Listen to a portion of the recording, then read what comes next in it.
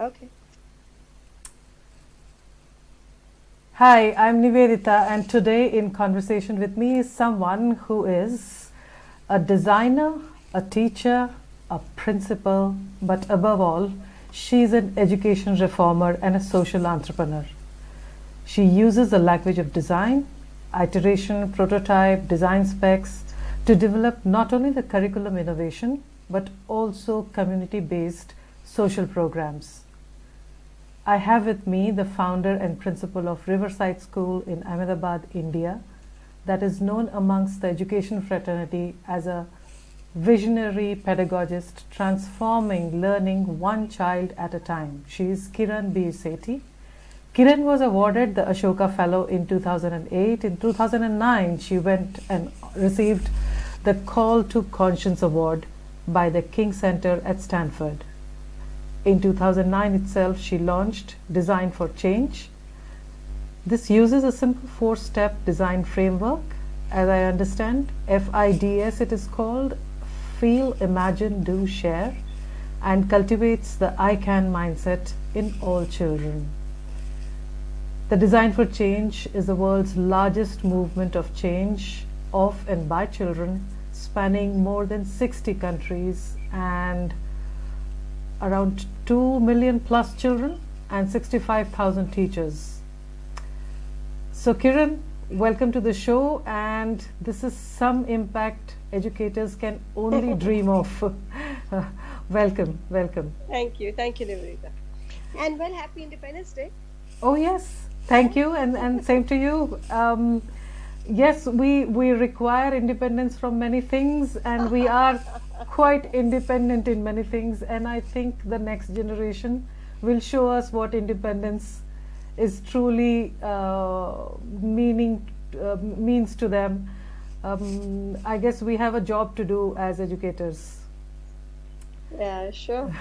So I've heard you saying that when people see good being done around them, it can have a pandemic effect, and I think it can be not even more poignant at this time to use that word. I think in 2009 when I spoke at TED, I called it contagious. Yes. I thought that's a good word because at that time it just been, I think, coming through the H1 Right. everybody was worried, and kind of I took a spin on that word. But today I think I'm kind of giving another spin to the word contagious and calling it cantagious. Oh. So so can this spirit of being, having agency for the greater good, can that be the new contagion? And can that spread positivity and compassion and credibility to people? I think that would be the need of the hour, especially in the times we live in now. I can't even imagine how contagious can take us forward, but I think it dovetails very well to your design for change idea. Children to drive change in their communities, and I think while we all adults are kind of doing something and floundering a lot, what do you think and how do you think your contagious ideology can take the children forward to the future? Well, I think it's an important mindset to have, that that I'm not helpless, that change is in somebody else's hand, and it's the government's responsibility. I think now more than any other time we've seen that it can happen with a single individual. Right. So how? Yeah. With the Gandhis and the Mandelas and the Martin Luther King, etc. But I think now we're seeing that of course one technology has allowed us to really flatten the curve, in terms of access and in terms of so just information, in terms of publishing, in terms of being able to connectivity, in terms of just with people around the world, has become such an easy and normal and instinctive way that it's broken every sort of hierarchy in that structure. I mean, there's no hierarchy of the fact that there has to be a teacher and a learner to make anything happen, or a school structure to make learning happen, or governments. So I think it's given the power back to you as an individual, and I believe it's asking of you, what can you do for the greater good, not just for yourself, right? And I think we're seeing so many fantastic examples of it. Even age, at no point now, we used to be we were taught at our time that you have to be a certain age to be effective citizen of the world, right?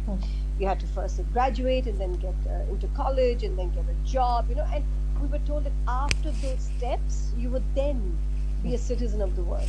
Now it's just completely blurred those boundaries. I can be a citizen at 6 months old or at 1 year old. I've seen videos of little children doing some amazing stuff, and we're basically shifting all of those rules in our head that used to determine learning, it used to determine agency, it used to determine citizenship.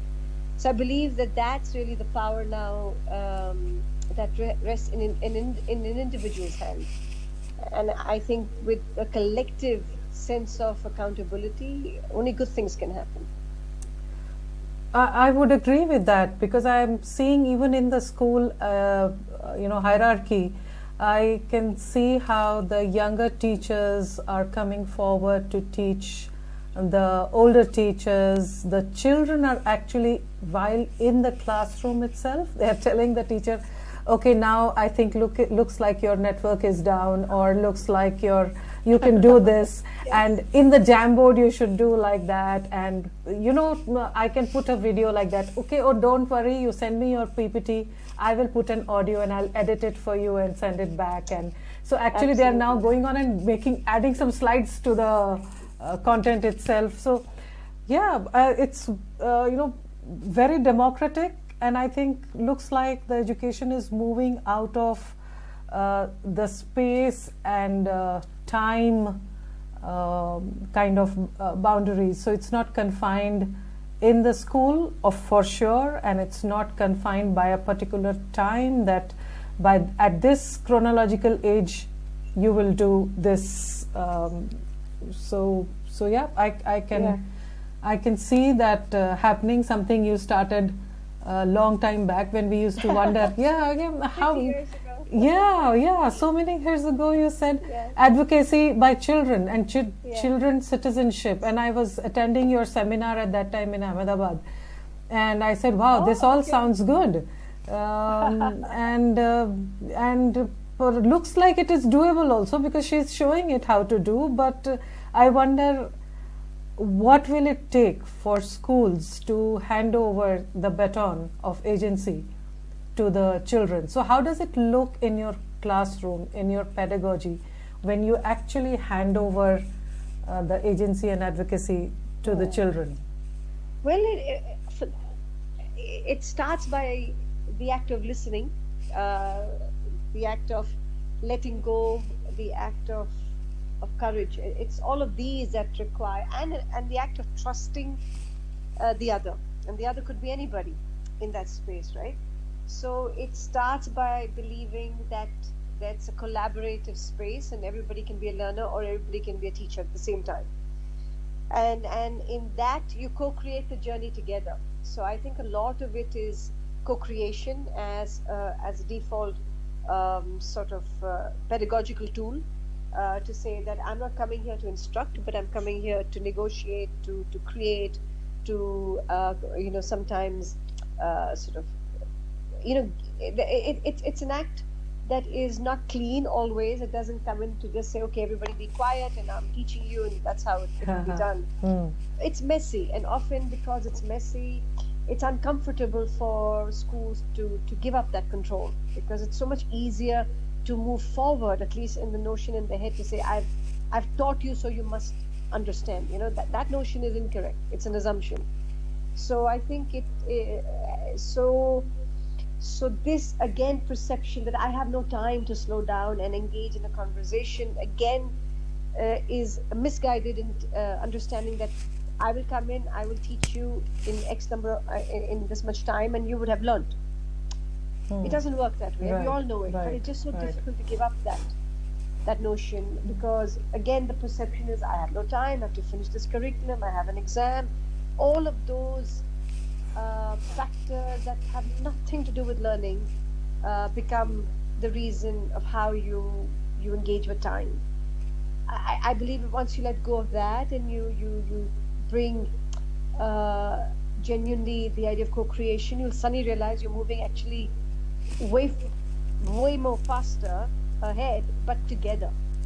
You're really Right. you're going together as in that journey. So that's what we learned many years ago. And I think when we actioned that act of listening, the act of co-creation, the idea of slowing down in the initial part, we realized we were actually moving ahead together with a lot more purpose. So, and again, I think we had the luxury of time as a team. We went slowly, we went a year at a time, so we were in no hurry. Right. And that Right. iterative process allowed us to get richer in the way we were understanding learning. So it's all of those. It's not rocket science. I'm not telling anything that nobody would know. It's just that I think as a team at Riverside, we had that luxury to do it. And I think today we see the fruits of that. So what I hear is that the total time would be same more or less or less if you start with getting children to co-create and your team to co-create the learning design. It would take longer to co-create, but it will the end part or the shorter the last portion of actually achieving the outcome will be shorter and deeper. Yeah, absolutely. Because and if you make that a culture, then you realize that even that first initial exercise is shortened. Right. Simply because right. you've gotten the habit of understanding that you're not going in and saying what to do, but we're starting always with the who and the how. So the what is seriously not the issue one must worry about. I think because we've realized more and more that children have the agency to understand and figure out the what by themselves. But sometimes the who, the why, and the how, those are the pieces that if schools could spend more time in, you'll find that the what is really not something you should struggle with. So where I would like you to give now some tips and tricks because we have got a time as educators, we've got some time to pause and course correct, and if the education looks to me is just not, it's just got a seismic shift. It's just completely given us the opportunity of starting off fresh and not just a directional course correction. So what would be some of your key ideas to educators, both school owners and teachers, senior teachers basically, because we have a lot of private school owners as part of our listeners. How can they take solace and what can they think of being the leaders, as you have seen being the principal and the founder of your own school? Well, I again, what I'm going to be saying is not something that we didn't know already. I just believe that this time has given us the opportunity to really move in the direction we already intuitively knew. I think anybody in education would, in a way, already knows that the what is not the purpose of education. Correct? I think we already knew that. We knew that coming to school to learn math for a test was never the reason to educate. Right. The idea of empathy, which is so foundational to learning, the idea of emotions and relationships that make anything more purposeful and meaningful. Again, I keep saying that's really at the heart of how anybody, not just children, all of us learn. Again, the way how I feel will depend how I file information.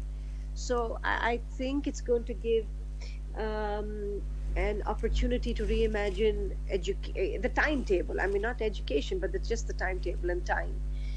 the idea that when we are in the shared space, what will that time be used for? Right. More on agency, more on collaborative work, more on creativity with compassion, not just random makerspace stuff. So I think it's really, really important to figure out our role that we play in the world, the opportunity of what that individual is in the collective good. I think a lot of that should be the fundamental curriculum, if that's for lack of any other better word. And the pieces that children can learn by themselves, we should seriously not be spending time teaching them. So I believe it'll ask of us to be brave, it'll ask of us to be patient, it'll ask of us to be genuinely collaborative, and understand that it's time well spent, and not lost, because I keep hearing that, oh my God, but if I do that, I've lost my math period Yes. or my science period. And again, the hierarchy in our heads to think that math and science are the only reasons for learning, Right. and everything else becomes just a co-curricular activity. And I think that's such a disservice we do to learning. So I believe it will be that. And I think what I'm hearing is a lot more people are getting excited about going back is probably not the right word, but going forward with this curriculum. That sounds great. Thank you for sharing your journey with us. Thank you for sharing your thoughts. I think what as teachers we need to keep in our glossary of our own processes is to listen hard, to have go away from hierarchy, co-create, then have empathy through and through into the curriculum, have no subject hierarchy, and trust that we can learn together. Absolutely. Super. Yeah. Thank you. Thank you. All right. Thank Bye. you. God bless. Bye. Bye. Bye.